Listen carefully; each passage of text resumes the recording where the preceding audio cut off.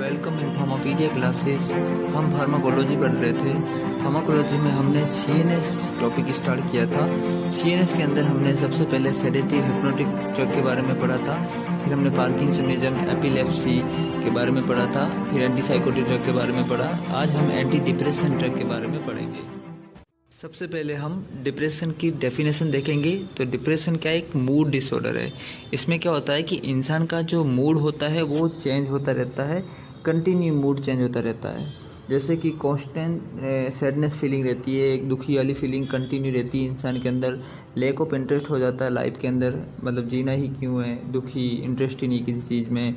उसको बोलेंगे चलो घूमने चलते हैं, उसमें भी उसको बिल्कुल इंटरेस्ट नहीं है। चलो खाना खाने चलते तो भी इंटरेस्ट नहीं है। और भी सिम्टम है डिप्रेशन के, जैसे कि स्पेशली जो मूड जो उसका चेंज होता है, डिप्रेस मूड फील होता है, वो स्पेशली मॉर्निंग में ही रहता है। ज़्यादातर इंसानों में क्या होता है, मॉर्निंग में उठते हैं नींद करके तो फीलिंग अच्छी आती है, बट डिप्रेशन का जो पेशेंट रहता है उसमें क्या मॉर्निंग में ही वो अपसेट रहता है, सुबह से उठ के यही सोचता है क्यों उठा आज। इसी तरह उसमें टायर्ड मतलब थका महसूस करता है, वो लैक ऑफ एनर्जी उसमें ऑलमोस्ट एवरी डे रहती है। फील लाइक वर्थलेस, गिल्टी हो रही है बार बार, या फिर होपलेस फीलिंग आ जाती है, कई बार फोकसिंग भी नहीं कर पाता। तो ये सारी जो सिम्टम्स है ये सारे डिप्रेशन के ही सिम्टम्स है। हम फार्माकोलॉजी के स्टूडेंट हैं तो हमें बस डेफिनेशन आनी चाहिए, ज़्यादा डीप में पैथोलॉजी नहीं पढ़नी है हमें बस ड्रग के बारे में पता होना चाहिए। ड्रग किसकी कैसे एक्शन देती है, कौन कौन सा क्लासिफिकेशन के अंदर कौन कौन सी ड्रग्स है, उसके साइड इफ़ेक्ट्स क्या है, एग्जाम में कैसे क्वेश्चन आते हैं, ये सब हमें अच्छा से आना चाहिए। ये कुछ और सिम्टम है जो डिप्रेशन के हैं जो हमें याद करने हैं, जैसे कि पुअर कंसंट्रेशन, जो मैं पीछे बता चुका हूँ। सुसाइडल थॉट आना कंटिन्यू, बार बार मरने वाली फीलिंग आना, मर जाता हूँ। लॉस ऑफ जॉय, प्लेजर, किसी चीज़ में मज़ा ही नहीं है। लैक ऑफ मोटिवेशन, संदीप मैस्त्री के वीडियो भी काम नहीं करते हैं। इसके बाद हेडेक है, मसल है, चेक या अपसेट स्टोमक, फटीग रहता है। फ्रेंड फैमिली के साथ बातचीत नहीं होती, इरिटेबिलिटी हो जाती है, डिफ़िकल्टी इन स्लीपिंग, नींद नहीं आती है, बार बार रात को 2-3 बजे उठ जाता है। ये सारे सिम्टम्स है डिप्रेशन के। अब हम देखेंगे कि डिप्रेशन के अंदर कौन से जो न्यूरोट्रांसमीटर है जिनकी कमी हो जाती है ब्रेन के अंदर। तो स्पेशली 3 न्यूरोट्रांसमीटर है, जिसमें एक नॉन एपिनेफ्रिन, जिसको नॉन एड्रेनालिन भी बोल सकते हैं, डोपामिन तीसरा है सेरोटोनिन, 5-HTP इसको बोलते हैं। तो ये सेरोटोनिन और नॉन एपिनेफ्रिन है, ये दोनों बहुत ही इंपॉर्टेंट है। डिप्रेशन में सबसे ज़्यादा रोल इन्हीं 2 न्यूरोट्रांसमीटर का रहता है। यही 2 न्यूरोट्रांसमीटर ब्रेन के अंदर कम हो जाते हैं। डोपामिन भी है। तो हम जितनी भी ड्रग पढ़ेंगे एंटी डिप्रेशन की, वो ज़्यादातर नॉन एपिनेफ्रिन या सेरोटोनिन का जो रिलीज़ या फिर उसके अमाउंट को बढ़ाती रहती है। जैसे कि यहाँ पे दिखाया हुआ है कि नॉन एपिनेफ्रिन का रोल कहाँ रहता है, अटेंशन, मोटिवेशन, प्लेजर और रिवॉर्ड में। और इसी तरह ये जो सेरोटोनिन इसमें इसका किसके अंदर रहता है, ऑब्सेशन एंड कंपल्शंस रहता है। इसी तरह एनर्जी में सबसे ज़्यादा रोल रहता है डोपामिन का, अलर्टनेस और एनर्जी में। तो कुल मिला के यही जो न्यूरोट्रांसमीटर ये मूड को, एंजाइटी, इन सबको बैलेंस करते हैं। अब हम जानेंगे कि डिप्रेशन की जितनी भी ड्रग है वो अपना एक्शन कैसे देती है। तो मैं आपको थोड़ा फ्लो डायग्राम बताता हूँ। ये अपना न्यूरॉन है, इस न्यूरॉन के अंदर सपोज करो 2 वेसिकल हैं, एक में नॉन एड्रेनालिन भरा है, दूसरे में 5-HT भरा हुआ है। ये दोनों न्यूरोट्रांसमीटर रिलीज होते हैं और फिर ये अपने रिसेप्टर पे जाके एक्शन देते हैं, और जैसे ही अपना एक्शन देंगे तो मूड, फीलिंग वगैरह सब अच्छी आएगी। तो होता क्या है कि ये नॉर्मल केस है। कुछ लोगों में क्या होता है, ये न्यूरोट्रांसमीटर कम रिलीज होता है तो उनमें क्या मूड चेंज होता रहता है, फिर वो डिप्रेशन में चले जाते हैं। तो नॉर्मल केस में जब ये अपना एक्शन देता है रिसेप्टर के ऊपर ये न्यूरोट्रांसमीटर, तो होता क्या है कि जैसे ये एक्शन देगा तो फिर इसके बाद इस न्यूरोट्रांसमीटर का क्या होगा, तो इसका मेटाबॉलिज्म होता है। माओ एक एंजाइम रहता है, कॉम्ट भी रहता है, माओ भी रहता है, जो मैं पार्किंसनिज्म में पढ़ा चुका हूँ। माओ इसका क्या करता है, मेटाबॉलिज्म करता है इस न्यूरोट्रांसमीटर का, और कुछ बच्चा वो न्यूरोट्रांसमीटर क्या वापस रीअपटेक हो जाता है। तो हमें क्या करना है, 5-HT और नॉन एड्रेनालिन का लेवल बढ़ाना है अपने को। तो हमारे पास क्या क्या ऑप्शन हो सकते हैं। तो पहला ऑप्शन है कि हम इस माओ को इनहिबिट कर लें ताकि इस न्यूरोट्रांसमीटर का मेटाबॉलिज्म हो ना हो, और जितना भी हो सारा अपना एक्शन किस रिसेप्टर पे दे दे। दूसरा हमारे पास ये तरीका है कि हम क्या कर लेते हैं कि इसका जो रीअपटेक है इसको ही रोक देते हैं। जैसे रीअपटेक रुक जाएगा तो अल्टीमेटली यहाँ पे न्यूरोट्रांसमीटर बढ़ जाएगा। फिर इसके बाद एक और ऑप्शन अपने पास कि इनके जो रिलीज़ पैटर्न है इस रिलीज़ को बढ़ा दें हम।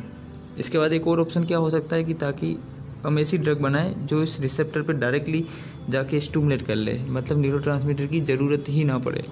तो जैसे हम ड्रग देते हैं ट्राईसाइक्लिक एंटी डिप्रेसेंट, तो वो ड्रग क्या करती है, वो रीअपटेक को इनहिबिट करती है। इसी तरह ट्राईसाइक्लिक एंटी डिप्रेसेंट क्या नॉन सेलेक्टिव है, वो ये नॉन एड्रेनालिन और 5-HT दोनों की रीअपटेक को रोकती है, तो ये नॉन सेलेक्टिव। इसी तरह हम सेलेक्टिव पढ़ेंगे, कुछ ऐसी सेलेक्टिव ड्रग है जो 5-HT के रीअपटेक को रोकेगी, तो कुछ ऐसी ड्रग है जो नॉन एड्रेनालिन के रीअपटेक को रोकेगी। तो ऐसे हम क्लासिफिकेशन देखेंगे 1 by 1 और फिर हम अच्छे से पढ़ेंगे। अब हम एंटी डिप्रेसेंट की जो इम्पोर्टेंट ड्रग की क्लास है उसके बारे में पढ़ेंगे। जो पहली जो ड्रग की क्लास है उसका नाम है ट्राईसाइक्लिक एंटी डिप्रेसेंट ड्रग। अब इस क्लास के अंदर जितनी भी ड्रग आएगी वो क्या करेगी, वो 5-HT जिसको सीरोटोनिन बोलते हैं, 5-HT और नॉन एड्रेनालिन जिसको नॉन एपिनेफ्रिन बोलते हैं, इसका जो रीअपटेक है इसको रोकेगी। अब ये जो ट्राईसाइक्लिक एंटी डिप्रेसेंट है ये नॉन सेलेक्टिव होती है, मतलब इन दोनों के ही जो रीअपटेक प्रोसेस है उसको ये ड्रग रोकती है। अब इसके अंदर बहुत सारी ड्रग आती है पर इम्पोर्टेंट 4 ड्रग है। इसमें पहली है इमीपेरामाइन, दूसरी है डेसिपेरामाइन। अब देखो इमीपेरामाइन से मैंने एरो किया है डेसिपेरामाइन की ओर, तो मतलब इमीपेरामाइन का ही डेसिपेरामाइन क्या है, मेटाबोलाइट है। जब डीमिथाइलेशन प्रोसेस हो जाती है मेटाबॉलिज्म में तब इमीपेरामाइन से डेसिपेरामाइन बनती है। इसी तरह एमीट्रिप्टिलिन है, इसमें भी क्या होता है कि डीमिथाइलेशन हो जाता है जिससे क्या बनती है, नॉरट्रिप्टिलिन। अब देखो ये इमीपेरामाइन है, ये भी क्या करती है 5-HT और नॉन एफिनेफ्रिन के रीअपटेक को रोकती है, बट ये ज़्यादा 5-HT के रीअपटेक को रोकती है, फिर ये नॉन एड्रेनालिन। बट डेसिपेरामाइन जो इसका मेटाबोलाइट है इसमें उल्टा होता है, ये ज़्यादा नॉन एड्रेनालिन के रीअपटेक को रोकेगी देन 5-HT। इसी तरह ये सेम कॉन्सेप्ट यानी दोनों नीचे दोनों वाली ड्रग में भी ये कॉन्सेप्ट लगेगा। अब ये जो ट्राईसाइक्लिक एंटी डिप्रेसेंट क्लास है इसमें ये ट्राईसाइक्लिक बताता है कि इसके अंदर 3 रिंग सिस्टम रहता है।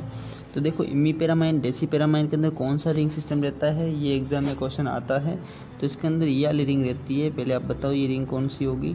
तो ये बेंजीन है और इसमें 7 मेंबर की एक और रिंग जुड़ी रहती है इस तरह से, फिर से एक बेंजीन आएगी। तो ये जो रिंग दिख रही है जिसको बोलते हैं डाईबेंजोएजिपाइन, तो डाईबेंजोएजिपाइन इमीपेरामाइन और डेसिपेरामाइन में होती है। इसी तरह अगर आपको क्वेश्चन पूछे कि एमीट्रिप्टिलिन और नॉरट्रिप्टिलिन में कौन सी रिंग रहती है, तो इसमें भी ये डाईबेंजो तो कॉमन रहेगा, बट उसमें नाइट्रोजन था तो इसमें बस नाइट्रोजन नहीं होगा, डबल बॉन्ड नीचे रहता है कार्बन पे। तो ये रिंग रहती है कि इसमें एमीट्रिप्टिलिन और नॉरट्रिप्टिलिन, इसमें भी 3 रिंग है।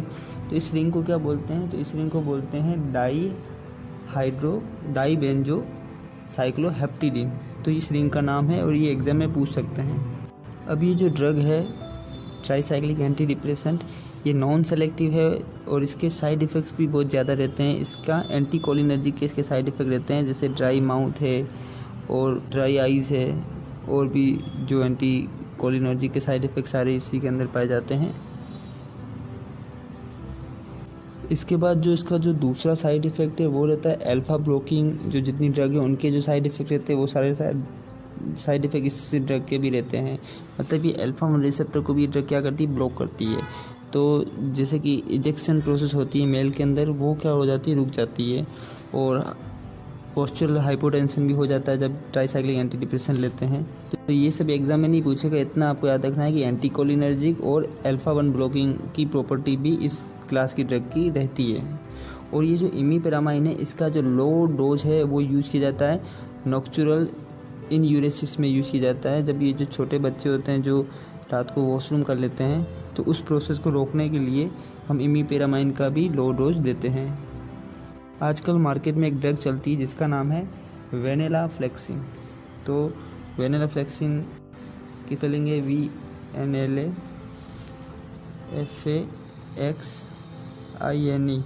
तो जो वेनेलाफ्लेक्सिन है ये ड्रग है, ये ट्राईसाइक्लिक एंटी डिप्रेसेंट की तरह ही अपना एक्शन देती है। मतलब ये नॉन एड्रेनालिन और 5-HT के रीअपटेक को रोकती है, बट ये ट्राईसाइक्लिक एंटी डिप्रेसेंट नहीं है। और इसके साइड इफेक्ट क्या रहते हैं, लेस रहते हैं, less anti cholinergic, less alpha blocking property रहती है। इसलिए आजकल डॉक्टर इस ड्रग को ज़्यादा प्रिस्क्राइब करता है। आपको एग्जाम में क्वेश्चन आ जाए वेनेलाफ्लेक्सिन किस क्लास की ड्रग है, तो आप बता सकते हो एंटी डिप्रेसेंट की मैकेनिज्म एक्शन क्या है इसका, तो आप ये ट्राईसाइक्लिक एंटी डिप्रेसेंट का भी बोल सकते हो। नेक्स्ट जो अपनी एंटी डिप्रेसेंट की क्लास है उस क्लास का नाम है सेलेक्टिव सीरोटोनिन रीअपटेक इनहिबिटर। तो यहाँ पे वर्ड लगता है सेलेक्टिव। सेलेक्टिव मतलब ये सिर्फ सेरोटोनिन के ही रीअपटेक को रोकती है। इसको शॉर्ट में हम बोलते हैं SSRT, कई बार एग्जाम में यही लिखा रहता है। तो selective serotonin reuptake inhibitor, RT नहीं आएगा, नीचे लास्ट में आई आएगा। तो इसके अंदर ड्रग कौन कौन सी आती है, पहले तो अपने को वही याद रखनी है। तो पहली ड्रग है फ्लुओक्सेटिन है, फ्लुओक्सामाइन है, सिटालोप्राम है और पैरोक्सिटिन है। अभी जो ड्रग है पैरोक्सिटिन, ये टेरेटोजेनिक रहती है, तो प्रेग्नेंट वुमेन को ये नहीं देते हैं। और ये जो फ्लुओक्सेटिन है, ये फ्लुओक्सामाइन है। तो एग्जाम में क्वेश्चन यही आता है कि ये ड्रग किस क्लास से बिलोंग करती है। तो आपको बताना है कि selective serotonin reuptake inhibitor drug है। अब इस ड्रग के साइड इफ़ेक्ट्स रहते हैं। साइड इफ़ेक्ट क्या है, तो इसके side effect nausea, vomiting, ejaculation होता है मेल में, वो रुक जाता है, ब्लीडिंग भी कई बार हो जाती है। तो ये एग्ज़ाम में इतना नहीं पूछेंगे, बस ड्रग के नाम ही आपको पता होने चाहिए। इसके बाद जो तीसरे नंबर की क्लास है, उस क्लास का नाम है selective non adrenaline reuptake inhibitor. तो इसका भी जो फुल फॉर्म हो जाएगा वो SNRI हो जाएगा। इसके अंदर दो ही ड्रग है, वो है रिबोक्सिटिन और निसोक्सिटिन। तो ये रिबोक्सिटिन और निसोक्सिटिन ये आप याद रख लो। इसके बाद बच्ची सारी ड्रग किस में आती है, सेलेक्टिव में आ जाती है, क्योंकि इनके नाम मिलते जुलते हैं तो एग्जाम में कन्फ्यूज हो जाता है। तो जैसे कि मेरी फ्रेंड है नेहा, वो रिबोक्स के जूते पहनती है, तो मैंने ये selective non adrenaline reuptake inhibitor में कंसीडर कर लिया। जैसे निसोक्सिटिन नेहा है और रिबोक्सिटिन क्या है, वो रिबोक्स के जूते पहनती है। इस तरह से मैं एग्जाम में कई बार मल्टीपल चॉइस क्वेश्चन आते हैं तो मैं पता कर लेता हूँ कि हाँ ये तो selective non adrenaline reuptake inhibitor की ड्रग है। इसी तरह तीसरी क्लास है वो है अल्फा-2 ब्लॉकर इनहिबिटर। इस ड्रग के नाम ही बहुत इंपॉर्टेंट है, मेनसेरिन है, दूसरा है मिर्टाजिपिन।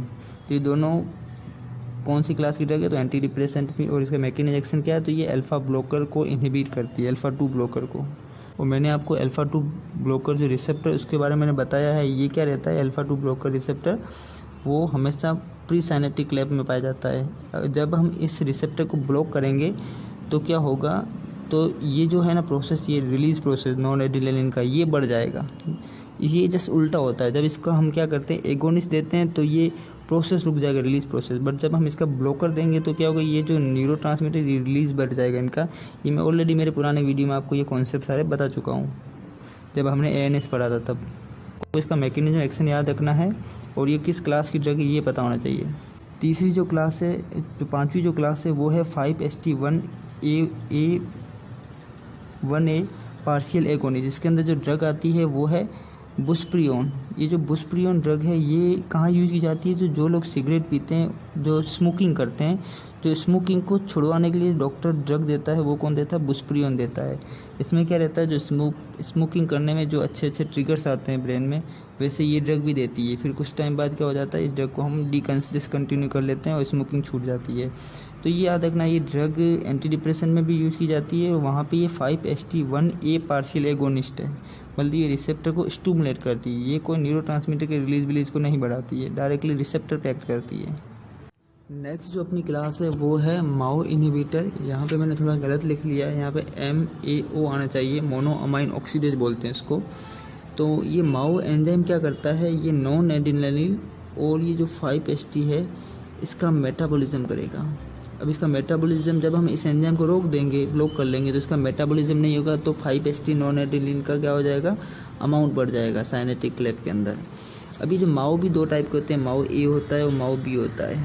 अपने को जो डिप्रेशन में जो ब्लॉक करना होता है वो माओ A करना होता है। तो जो ड्रग माओ A को ब्लॉक करेगी इसको बोलते हैं सेलेक्टिव बोलेंगे, जो इन दोनों को इनहिबिट करेगी तो हम बोलेंगे नॉन सेलेक्टिव। अभी जो माओ B कहाँ पे हम ब्लॉक करते हैं, तो आपको पता है पार्किंसोनिज्म में हमने सेलिजिलिन रेसेजिलिन जो ड्रग पढ़ी थी वो माओ B को इनहिबिट करती है। तो माओ A कहाँ पे यूज की जाती है, एंटी डिप्रेसेंट पे। तो मैंने क्लासिफिकेशन लिखा है, पहला है माओ नॉन सेलेक्टिव इनहिबिटर, जिसमें ड्रग आती है आइसोकार्बोक्सामाइड, फेनेलाजीन आती है और ट्राइनेल सिप्रामाइन ये ड्रग है। तो ये भी याद रखना आपको, 3 ड्रग आती है। और सेलेक्टिव में मैक्लोबिमाइड आती है और क्लोरगाइलिन आती है।